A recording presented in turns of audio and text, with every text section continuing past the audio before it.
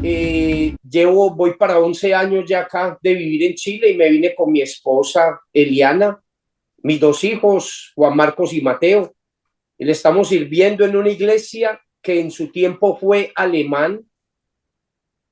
Y bueno, damos gracias al Señor por eso. A veces los planes del Señor uno a veces no los entiende, pero siempre Dios es el que tiene el control de todo.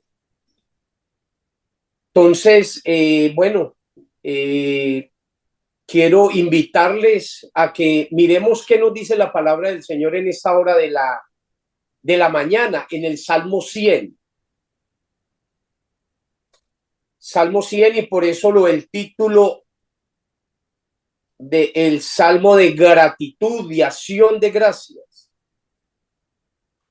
Este salmo es muy conocido para nosotros y podemos citarlo quizás de memoria, pero aunque sea tan conocido, creo que debemos detenernos a reflexionar en ciertas verdades teológicas que el Señor tiene para decirnos como iglesia, como grupo Koinos, ya que cada uno de nosotros hace parte de una iglesia, de una comunidad. Y les invito, por favor, para que miremos qué nos dice este salmo en esta hora de la mañana.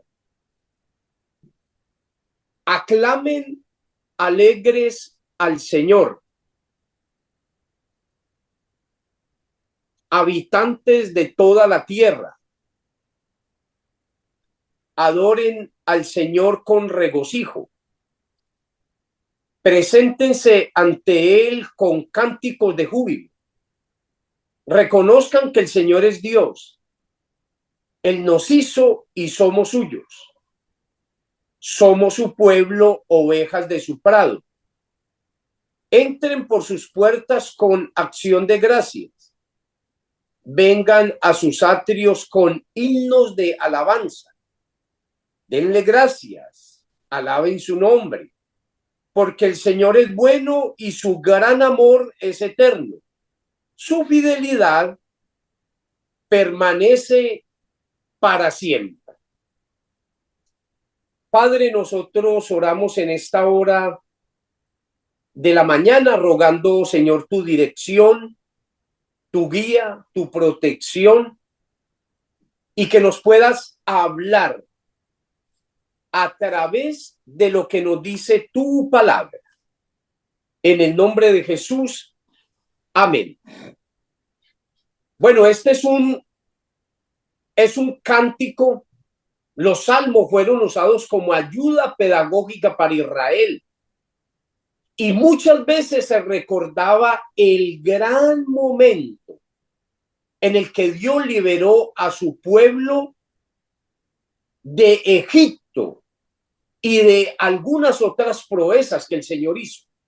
Los israelitas aprendieron a componer canciones para declarar y recordar las maravillas que Dios hizo. Y esas maravillas que el Señor hizo las transmitirían ellos de generación en generación. En el templo se cantaban los salmos para grabarse en las mentes las enseñanzas, las doctrinas y las proezas del Señor. El Salmo 100 es un salmo de adoración, un salmo de acción de gracias del que podemos aprender al menos dos cosas. ¿Cómo hemos de llegar delante del Señor? Y cómo debe de ser nuestra liturgia en la iglesia. Ustedes ven muy bien que la estructura de este salmo están versos timembre de tres partes. Estos versos están liderados por 7 verbos en imperativo. Aclamen, adoren, preséntense, reconozcan, entren, vengan y denle gracias al Señor. Estos verbos pueden agruparse en dos grupos de 3.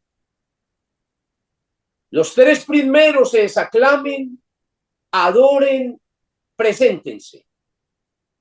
Y los tres últimos es entren, vengan y den gracias al Señor. Quedando en el centro un solo verbo que quiero sugerir que es el centro del pasaje. Y ese verbo es reconocer o reconozcan al Señor. El primer grupo de verbos tiene que ver con la acción de presentarse delante de Dios en una actitud de adoración. El primer verbo es aclamen. Y en algunas versiones dice canten. Sin embargo, la invitación que el Señor nos está haciendo, o el salmista que nos está exhortando, es no tanto a cantar, es mucho más que abrir nuestra boca para cantarle al Señor. En primer lugar, debemos de notar que la invitación no es en singular. Todos los verbos están en plural. Y el verso 1 nos dice que se exhorta a los habitantes de la tierra.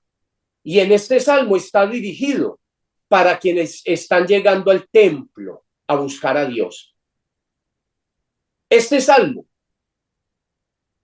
invita a una confesión de fe, no de carácter personal, sino en comunidad, donde expresamos con voces de júbilo las grandezas y las maravillas del Señor. Nos lleva a la aclamación y a la proclamación con palabras de acciones, y acciones. La adoración tiene dos características: es en comunidad y es con un espíritu de gozo, de alegría y de regocijo. Para presentarnos al Señor, según el modelo de este salmo, del Salmo 100, debemos cumplir con estas dos características. Es decir, que el Señor nos pide que seamos comunidad. Eso no es que compartamos un espacio simplemente. Podemos juntarnos 100 personas en un lugar, pero no en el mismo espíritu. Y eso no es comunidad. Hechos de los Apóstoles nos define qué es comunidad. Los discípulos estaban juntos, unánimes y en común acuerdo. Tendemos a pensar que entre más integrantes tenga un grupo de personas juntos, menos gozo y menos alegría podemos tener. Es decir, donde hay seres humanos, hay desacuerdos, hay heridas, hay pecados, hay frustraciones, hay actitudes con intención o sin intención que nos causan dolor. Sin embargo, a Dios se le ocurre decirnos hoy que tenemos que llegar en comunidad, alegres, a pesar de que somos humanos. ¿Cómo logramos ser comunidad y tener gozo al mismo tiempo para llegar a la presencia del Señor? Eso es una pregunta. Logramos ser comunidad por la obra del Espíritu Santo en nosotros, aunque seamos de diferentes razas, idioma, cultura, ideas, caracteres, mañas. Podemos ser comunidad partiendo del hecho de que somos uno, porque tenemos una fe, un solo Señor, un solo bautismo. Y por otro lado, podemos mantenernos en comunidad cuando practicamos las disciplinas de pedir perdón y de perdonar. No somos perfectos. Somos el pueblo de Dios en vía de santificación. Estamos siendo formados y solo habrá libertad en la iglesia para adorar al Señor cuando tengamos el gozo de perdonar y de ser perdonados. A la luz de este salmo, el segundo grupo de verbos nos habla de entrar, venir y dar. Estos verbos tienen que ver con la acción de llegar delante del Señor con libertad para entrar al templo. En la estructura de este salmo vemos que debemos de cumplir la primera exhortación, ser comunidad y tener gozo para entrar a la presencia del Señor. Por otro lado, el texto nos evoca a los protocolos cúlticos de Israel. Cuando ellos llegaron al templo, se acercaban para lavarse las manos y hacían sacrificios como símbolo de purificación. Había una conciencia que para llegar a la presencia del Señor necesitaban estar limpios. Los israelitas pedían perdón por sus pecados y llegaban a los atrios con acción de gracia por los favores y por la gracia de recibir y el ser santificados y perdonados por el Señor. La exhortación de este salmo no es a llegar delante del Señor a decir solamente gracias, más bien es preparar nuestro encuentro con el Dios al levantarnos, venir y presentarnos con el corazón, con una actitud de gratitud constante. En la gratitud se encuentra el gozo, pero al mismo tiempo solo un corazón gozoso logrará encontrar el camino de la gratitud. Solo un corazón gozoso logrará encontrar el camino de la gratitud. Hay una diferencia entre dar gracias y la gratitud. Dar gracias es eso que hacemos usualmente con las personas y con Dios. Cuando nos hacen un favor, damos gracias. Pero la gratitud nace cuando entendemos quiénes somos en Dios y quién es Dios. El mundo nos tiene convencidos de que nosotros somos merecedores de las cosas que nos pasan. Y aún más allá, creemos que somos autores de las bendiciones que recibimos. Nos hemos creído el cuento que es por nuestro trabajo, por los dones, habilidades, que somos lo que somos. Cuando creemos esto, aprendemos a decir gracias automáticamente, pero esto no es lo que nos revela este salmo.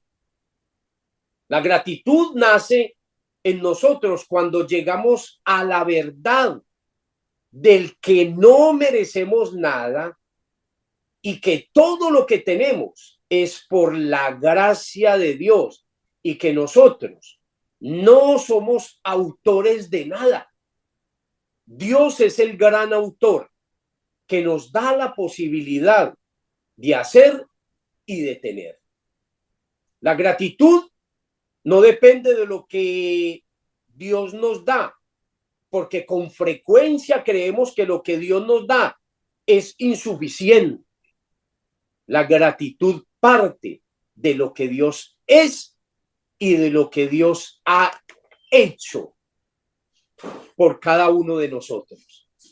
Cuando logramos deshacernos de las falsas expectativas y de nuestros propios deseos, nace un corazón que se alegra y que se asombra cada día por el obrar del Señor.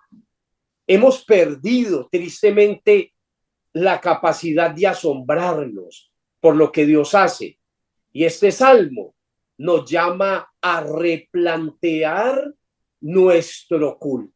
Un día yo estuve en un campo de un hermano acá en este lugar, aquí en nuestro país, le llaman fundos. Y él tenía un fondo llamado en Colombia finca, como de 1.500 hectáreas, grandísimo. Y allá en su campo estábamos con toda la iglesia. Y me preguntó, pastor, ¿usted se ha puesto a ver qué piensa usted de la naturaleza? ¿Usted medita delante del Señor, le da gracias al Señor por la naturaleza? ¿Se ha puesto a pensar por qué Dios hizo todo esto? Y me sorprendió mucho el hombre, porque cuando a uno se le pierde la capacidad de asombro, uno da y empieza a dar por sentado las cosas. Ah, esto me está pasando porque sí. Y este hombre me dejó una gran lesión. Él murió el año pasado, un hombre muy rico, murió el año pasado y me quedó eso retumbando en mi mente. Todo Dios nos lo ha dado para nuestro beneficio, pero no podemos dar por sentado, pues que porque Dios me lo dio, entonces así me quedo. Debemos de llevarnos y replantear esto de la capacidad de asombro por lo que Dios ha hecho. Este salmo nos está llamando a replantear también nuestro culto delante del Señor. Y por último, yo quiero sugerir que el corazón del pasaje está en el versículo 3.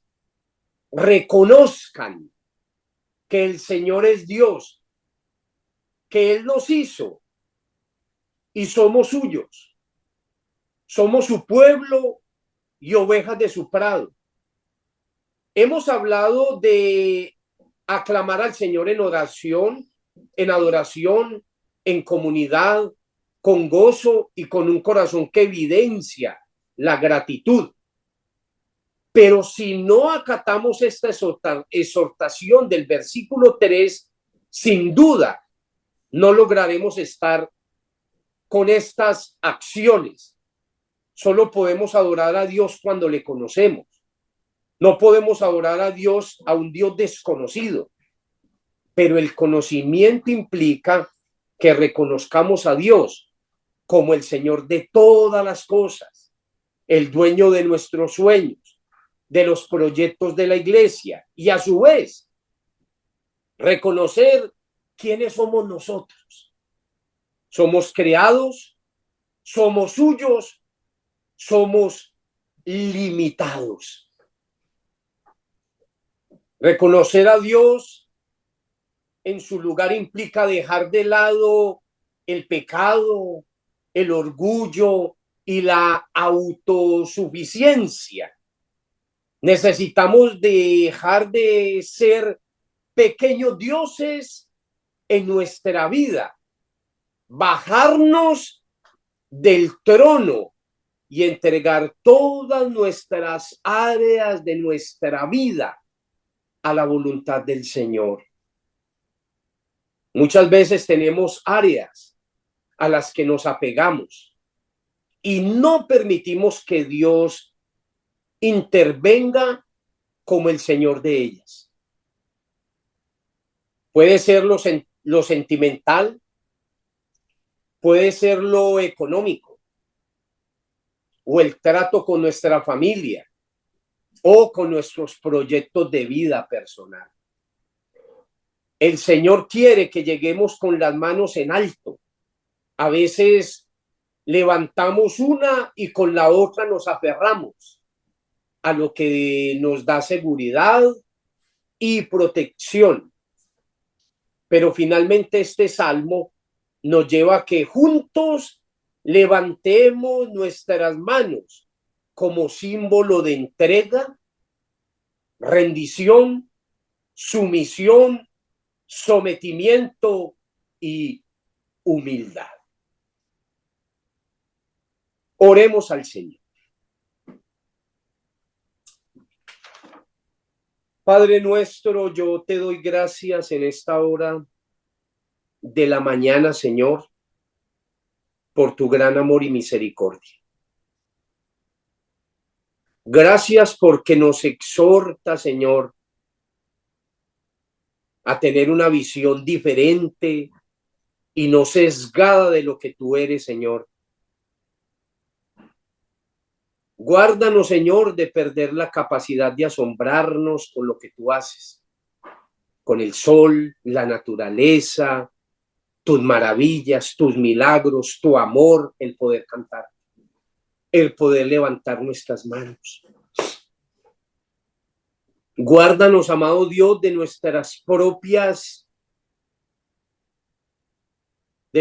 propios dioses.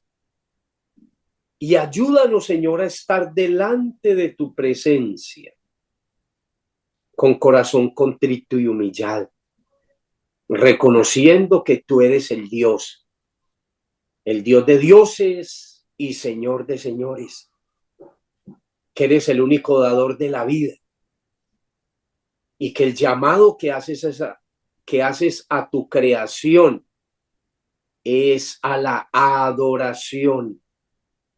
Adoración en espíritu y en verdad. Damos gracias, Señor, en esta hora de la mañana. En Cristo Jesús. Amén.